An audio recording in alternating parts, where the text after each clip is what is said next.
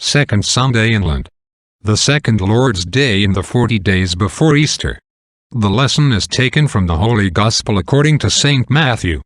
At the time, Jesus taketh Peter, and James, and John his brother, and bringeth them up into an high mountain apart, and was transfigured before them. And so on. Homily by Pope St. Leo the Great, on the Gospel. Jesus took Peter, and James, and John his brother, and brought them up into an exceeding high mountain apart, and manifested forth the brightness of his glory. Hitherto, though they understood that there was in him the majesty of God, they knew not the power of that body which veiled the Godhead. And therefore he had individually and markedly promised to some of the disciples that had stood by him that they should not taste of death till they had seen the Son of Man coming in his kingdom, that is, in the kingly splendor, which is the right of the manhood taken into God, and which he willed to make visible to those three men. This it was that they saw, for the unspeakable and unapproachable vision of the Godhead himself, which will be the everlasting life of the pure in heart, can no man, who is still burdened with a dying body, see and live.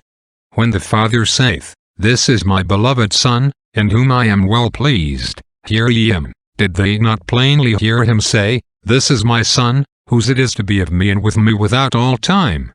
For neither is he that begetteth, before him that is begotten, neither he that is begotten, after him that begetteth him. This is my Son, between whom and me. To be God is not a point of difference. To be almighty, a point of separation. Nor to be eternal, a point of distinction.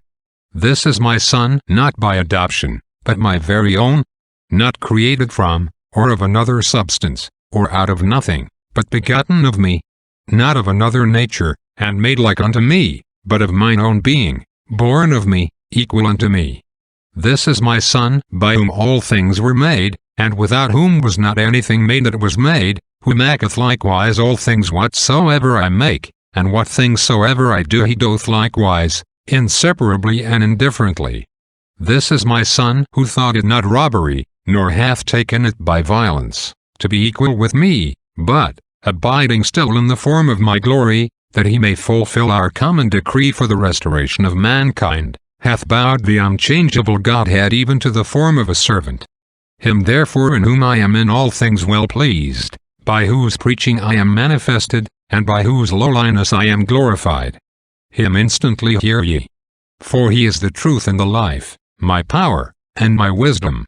Benedicat vos omnipotens Deus, Pater, et Filius, et Spiritus Sanctus. Amen.